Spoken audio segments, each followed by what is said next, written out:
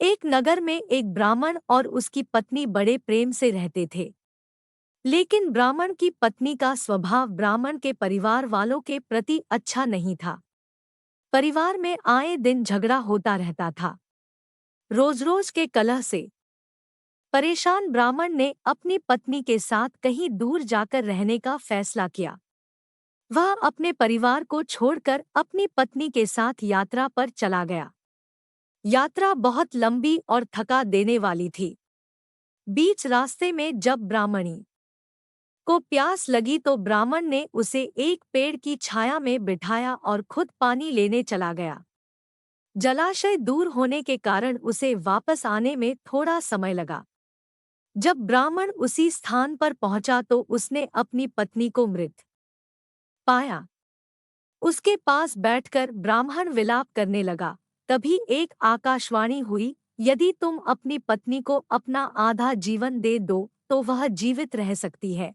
इसे ब्राह्मण ने स्वीकार कर लिया और उसकी पत्नी जीवित हो गई। दोनों ने फिर आगे का सफर शुरू किया।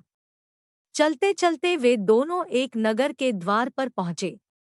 ब्राह्मण ने ब्राह्मणी से कहा, तुम यहीं ठहरो, मैं भोजन सामग्री लेकर आता हूँ। यह कहकर ब्राह्मण वहां से चला गया।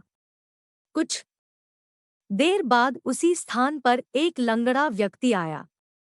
वह व्यक्ति शरीर से बलवान और दिखने में अत्यंत सुंदर था।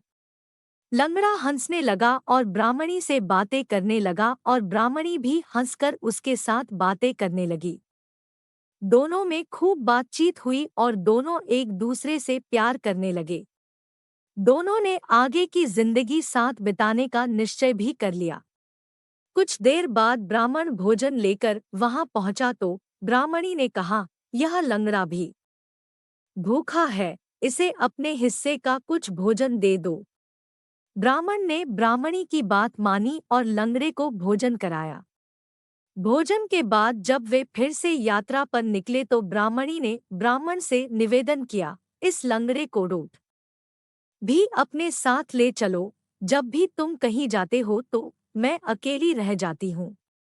यह मेरे साथ रहे तो मेरा अकेलापन भी दूर हो जाएगा और रास्ता भी आसानी से कट जाएगा।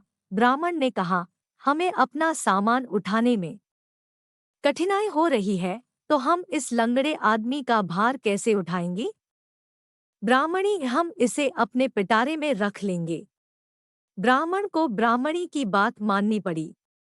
अब वे तीनों आगे की यात्रा पर निकल पड़े।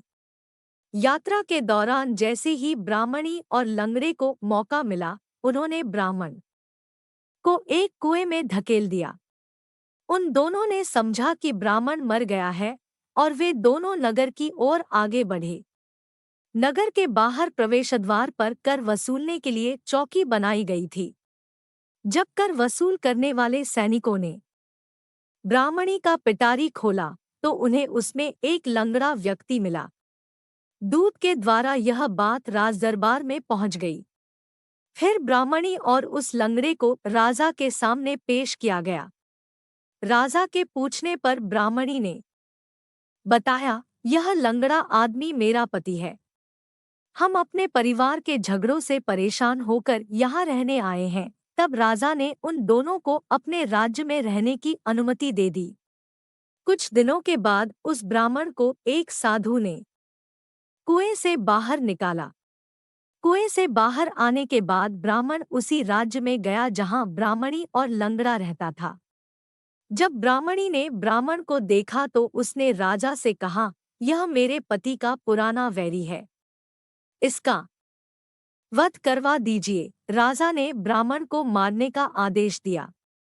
राजा की आज्ञा सुनकर ब्राह्मण बोला, राजन, इस महिला ने मुझसे कुछ लिया है, उसे मुझे वापस दिला दीजिए। राजा ने ब्राह्मणी से कहा, देवी, तुमने जो कुछ भी उससे लिया है उसे फिर से लौटा दो। ब्राह्मणी, महाराज, यह झूठ बोल रहा है, मैंने इससे कुछ भी नहीं लिया है। ब्राह्मण ने याद दिलाया कि तुमने मेरा आधा जीवन ले लिया है, सभी देवता इसके साक्षी हैं। ब्राह्मणी ने देवताओं के डर से अपने जीवन का वह हिस्सा वापस देने का वादा किया। लेकिन जैसे ही उसने अपना वचन दिया, उनकी मृत्यु हो गई। तब ब्राह्मण ने सारी कहानी महाराज को बता दी। महाराज ने ब्राह्मण से क्षमा मांगी और लंगड़े को दंड भी दिया। दोस्तों, यह वीडियो आपको अच्छी लगी हो तो हमारे चैनल को सब्सक्राइब जरूर कर देना, साथ ही लाइक जरूर करें। धन्यवाद।